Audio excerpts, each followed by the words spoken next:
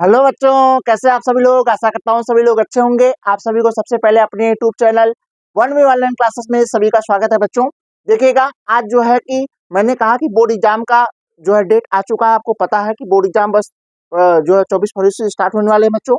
तो देखिएगा, physics chemistry में इंपॉर्टेंट टॉपिक करा रहा हूँ बच्चों, जो आपके बोर्ड परीक्षा में आने की अति संभावना है। तो आज देखिए, केमिस्ट्री का सेकेंड क्लास है, जिसमें आज मैं पढ़ाने वाला हूँ आपको हेनरी का नियम। ये परिभाषा पूछता है, आपका डेफिनेशन पूछता है, उसका फार्मूला पूछता है, इसमें न्यूमेरिकल भी आते हैं बच्चों। तो मैं इसका डिफिनेशन भी लिखवाऊंगा, इसका देखिए फार्मूला भी लिखवाया हूँ, उसके बाद आपको इससे न्यूमेरिकल भी लिखवाऊंगा। सारा चीज आपको एकदम तैयार करके बोर्ड परीक्षा में भेजा जाएगा, ताकि आपको किसी प्रकार की कोई परेशानी ना हो बच्चों। तो देर न करते हुए आइए मैं आपको समझाता हूँ बच्चों, हेनरी का नियम होता क्या है। तो देख ले, हेनरी का नियम कुल मिला जुला के इतने याद रखिएगा। हेनरी का नियम एक प्रकार का देखिएगा, स्थिर ताप पर किसी द्रव में गैसों की विलयता पर जो है आधारित इनका नियम है। तो देखिए, समझिए थोड़ा सा। तो कह रहा है, हेनरी के नियमानुसार क्या है, स्थिर ताप पर किसी गैस की द्रव में विलयता, विलयता माने घुलना, अथवा विलयन की सतह पर, कहा विलयन की सतह पर पड़ने वाले ना, विलयन की सतह पर पड़ने वाले गैस के आंशिक दाब के समानुपाती होता है। ठीक है बच्चों, मान लीजिए जैसे ये टैंक है। अब देखिएगा, इस गैस को इस द्रव में क्या करना है, घुलना है। तो देखिएगा, हमने कहा ये देखिए द्रव की ये सतह है, ये द्रव की सतह है। इस द्रव की सतह पर जो दाब आरोपित होगा, इस दाब को हम बोलते हैं आंशिक दाब। क्या बोलते हैं, आंशिक दाब। कह रहा है द्रव का, यानी कह रहा है कि गैस का आंशिक दाब विलयन में गैस के मूल अंश के, यानी गैस की कितनी मात्रा इस द्रव में घुली है, तो गैस की विलयन में गैस के मोलों की संख्या उनके आंशिक दाब के क्या होगा, समानुपाती होगा। जितना हम इस पे दाब प्रेशर डालेंगे, उतनी गैस का मोलों की संख्या इसमें हम क्या कर सकते हैं, विलय हो सकता है। ठीक है बच्चों, आइए हम समझते हैं। तो देखिए, या तो हम दूसरे शब्दों में कहें, किसी गैस की वाष्प अवस्था में, किस अवस्था में, वाष्प अवस्था में आंशिक दाब, किसी गैस की वाष्प अवस्था में आंशिक दाब P उस विलयन में गैस के मूल अंश काई के समानुपाती होता है। यानी गैस का आंशिक दाब क्या है, गैस का आंशिक दाब समानुपाती होता है विलयन में गैस का मूल अंश। यानी इस विलयन में कितनी गैस की मात्रा घुली है, उसका मूल अंश जो होगा उस दाब के का होगा, समानुपाती होगा। यानी दाब समानुपाती होगा मूल अंश काई के। तो हमने कहा इस समानुपाती का चिन्ह हटाएंगे, तो पी दाब बराबर, दाब आंशिक दाब बराबर होता है के एस इंटू का होगा काई। तो देखिएगा, जहां पी के को क्या बोलते हैं, हेनरी स्थिरांक बोलते हैं बच्चों, या ये काई बोलते हैं, इसको यक्ष नहीं काई पढ़ा जाता है। काई विलयन में गैस का मूल अंश है। पी देखिए गैस का आंशिक दाब है, और जबकि केएच का मात्रक क्या होता है बच्चों, ये बार होता है। क्या होता है, बार होता है। इतनी बात हमें लगता है आपको स्पष्ट समझ में आई होगी। एक बार बराबर होता है 10⁵ पास्कल या न्यूटन पर मीटर स्क्वायर होता है।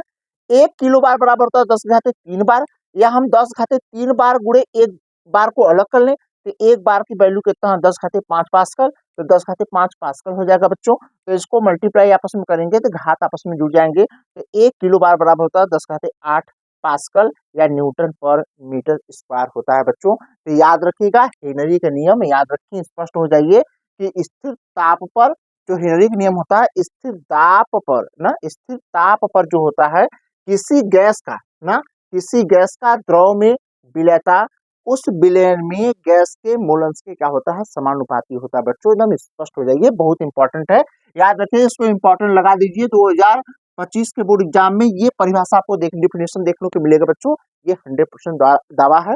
आइए इसकी सीमाएं और कुछ ताप और दाब पर प्रभाव अर्थात इसकी सीमाएं देखते हैं कि हेनरी की सीमाएं किस हद तक लागू होती हैं। तो इतना आप नोट करिए, मैं आपको बताता हूँ।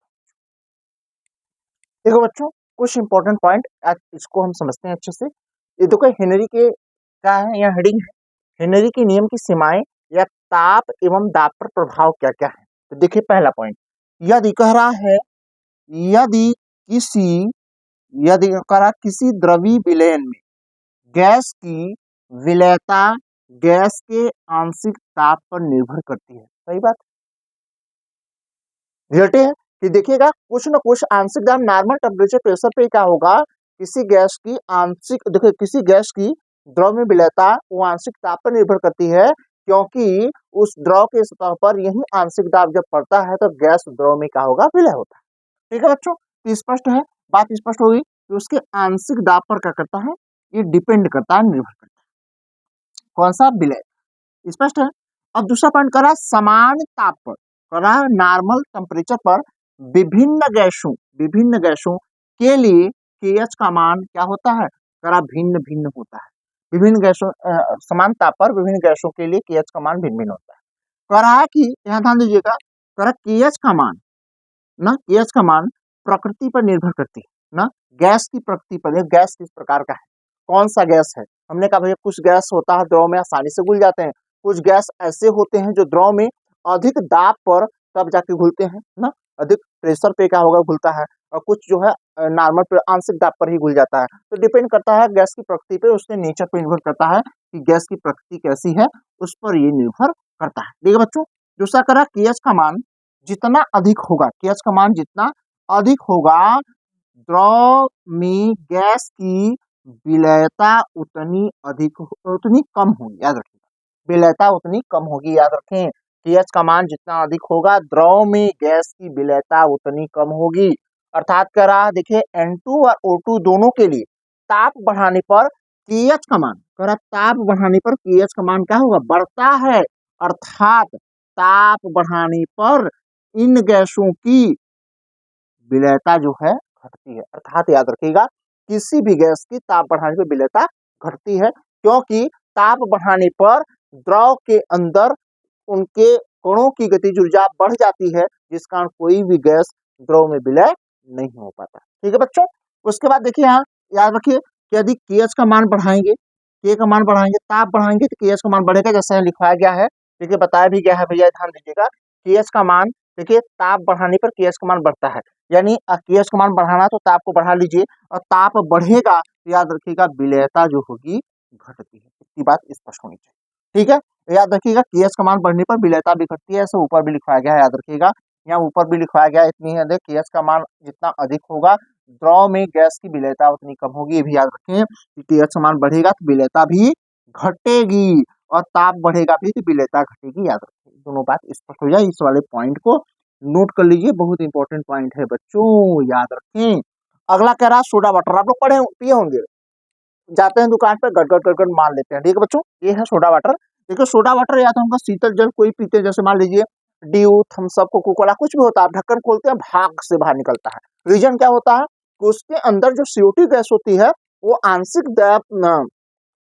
दाब पर उसके अंदर बोतल में भरी जाती है, और जैसे ही ढक्कन खुलता है उसका आंशिक दाब फटाक से बाहर निकलता है ना, गैसीय हो बाहर हो जाती है, जिससे जो है ना कि कोको कोला देखो ढक्कन खोल के ऐसे सेलिब्रेशन में उसको फुहारे की तरह उपयोग करते हैं। ठीक है बच्चों, तो वही चीज कह रहा है कि सोडा वाटर एवं शीतल पेय में कार्बन डाइऑक्साइड की विलयता दाब के लिए बोतल में क्या करते हैं, आंशिक दाब को रहा कि विलयता बढ़ाने के लिए बोतल को आंशिक दाब पर बंद किया जाता है। इतनी बात स्पष्ट हुआ कि जो Coca Cola, Dew, Thums Up, soda water, जितने भी हम कह रहे हैं पेय पदार्थ होते हैं, सबके अंदर कार्बन डाइऑक्साइड होती है। इस कार्बन डाइऑक्साइड को बोतल के अंदर आंशिक दाब पे भरते हैं, जैसे ही बोतल का ढक्कन हम खोलते हैं फटाक से क्या होता है, उसका दाब इतना प्रेशर अधिक होता है कि बाहर निकल जाता है। ठीक है बच्चों, इसीलिए जो है देखेंगे कोको कोला, ड्यू का ढक्कन खोलने के बाद कुछ उसके मटेरियल बाहर आ जाते हैं।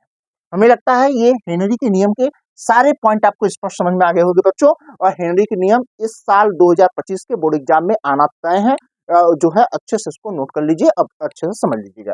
ठीक है बच्चों, मिलते हैं अब आगे चलिए नेक्स्ट टॉपिक में आपको बताते हैं। ठीक है बच्चों, नोट। ठीक है बच्चों, देखिएगा, ध्यान सुनिएगा। अब यहाँ देखिए राउल्ट का नियम, कौन सा नियम है, राउल्ट का नियम, ये बहुत इंपॉर्टेंट नियम है। इस बार देखिएगा 2025 में बोर्ड एग्जाम में इसके भी आने की संभावना 100% है कि राउल्ट का नियम आपका आ जाएगा।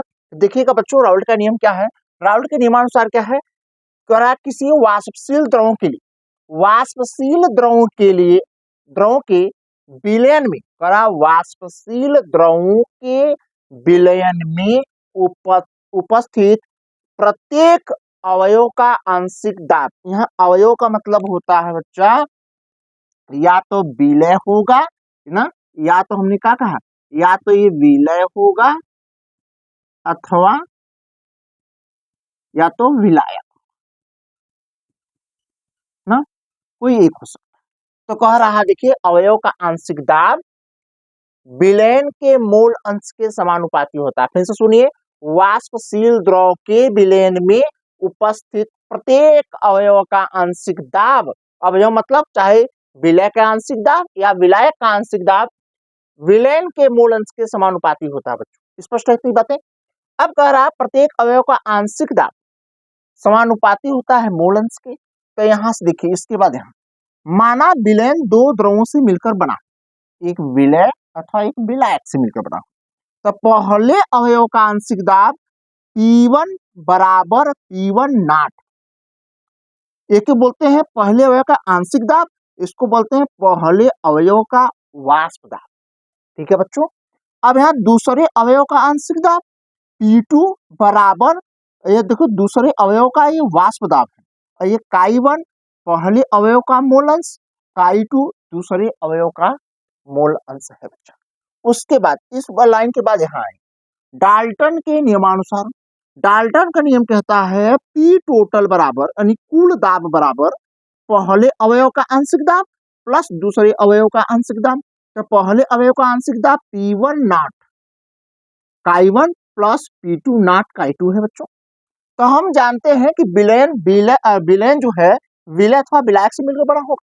तो मान लें विलय का मोल अंश Chi1 और विलय का मोल अंश जो है Chi2 होगा, विलायक का मोल अंश Chi2 होगा। इन दोनों का योग जो होगा 1 यूनिट के बराबर होगा ना। तो हमने कहा Chi1 यही रहने दें और Chi2 उधर भेज दें, तो Chi1 बराबर 1 माइनस का होगा Chi2। तो बच्चा देखिएगा इस फार्मूले में देखिएगा Chi1 का मान यहाँ रखेंगे, तो इस x के स्थान पे Chi1 का मान रखेंगे तो P टोटल बराबर P नॉट और Chi1 के स्थान पे 1 माइनस का होगा Chi2 plus P2 not into Chi2 होगा। ठीक है बच्चा। P टोटल बराबर P1 नॉट माइनस, देखिएगा इसका मल्टीप्लाई इसमें करेंगे 1 में तो P1 नॉट आएगा, P1 नॉट आएगा माइनस इसका मल्टीप्लाई इसमें करेंगे तो P1 नॉट Chi2 प्लस, अब देखिएगा यहाँ P2 नॉट और Chi2 होगा। ठीक है बच्चों। उसके बाद देखिए P टोटल बराबर P1 plus P2 not, P1 not plus P2 not और Chi2 माइनस, देखिएगा अब इसको क्या करेंगे, ये प्लस वाला इसको पहले ला देंगे तो P1 प्लस हो जाएगा P2, देखिए P2 not plus Chi2 minus ये वाला माइनस उधर चला जाएगा तो P1 नॉट इंटू Chi2 हो जाएगा। स्पष्ट हुआ बच्चों, याद रखिएगा P1, इसके बाद ये प्लस वाला पहले लिख लेंगे, उसके बाद ये माइनस वाला बाद में। अब इनमें से देखिए Chi2 बाहर ले लें तो P टोटल बराबर P1 plus P2 not minus P1 not into Chi2। यही है आपका राउल्ट के नियम के, ये देखिएगा यही इसका जो है फार्मूला है। इस पे सवाल आएंगे बच्चे, ये सवाल इस पे मैं आपको कराऊंगा अच्छे से, सारे सवाल घबराने की जरूरत नहीं है। आइए हम देख लेते हैं सब सारे इसके बारे में, देखें Chi1 का है, Chi2 का है, P1 का है, P1 नॉट का है, सारा चीज मैं लिख दे रहा हूँ ताकि आपको सवाल लगाने में आसानी होगा बच्चे। ठीक है, तो आप नोट करें अच्छे से। ठीक है, ठीक है बच्चों। देखिए आइए मैं समझाता हूँ आपको। अब इसमें देखिएगा हमने कहा ये है मेन इसका फार्मूला राउल्ट के नियम की ना, टोटल दाब का जो ये फार्मूला है, देखिए ये फार्मूला, इसी पे सवाल लगेंगे। तो आपको पहले पहचानना है कि इसमें P1 का है, P2 का है, P1 नॉट क्या है, P2 नॉट क्या है, Chi1 क्या है, Chi2 क्या है, सारा चीज आपको पता होना चाहिए। ठीक है, देखो विलयन के पहले, देखो जो P1 है वो विलयन के पहले अवयव क्या है, आंशिक दाब है। क्या है ये, आंशिक दाब, याद रखिएगा। आपको पता P2 क्या है, विलयन के दूसरे अवयव का है, आंशिक दाब है। और P1 नॉट जो है ये शुद्ध अवस्था में पहले अवयव का क्या है, आंशिक दाब है। ठीक है बच्चों। और P2 नॉट जो है ये शुद्ध अवस्था में दूसरे अवयव का क्या है, आंशिक दाब है। जबकि Chi1 पहले अवयव का मूल अंश है और जबकि Chi2 दूसरे अवयव का क्या है, मूल अंश है। यदि बच्चा सारी जानकारी आपको अच्छी लगी तो देखिएगा अच्छे से नोट कर लीजिएगा, फार्मूला याद कर लीजिएगा, इस पे सवाल अभी लगाया जाएगा अगले नेक्स्ट क्लास में, परेशान होने की जरूरत नहीं है बच्चा। यदि आपको सारी जानकारी आपको अच्छा लगी तो राउल्ट का नियम और हेनरी के नियम बढ़िया से तैयार कर लीजिएगा, बोर्ड एग्जाम 2025 में आपको देखने को मिल सकते हैं बच्चों। ये सारी जानकारी आपको अच्छी लगी, चैनल को लाइक, सब्सक्राइब, शेयर, कमेंट करिएगा बच्चों। मिलता हूँ नेक्स्ट क्लास में नई टॉपिक के साथ, तब तक के लिए थैंक यू सो मच।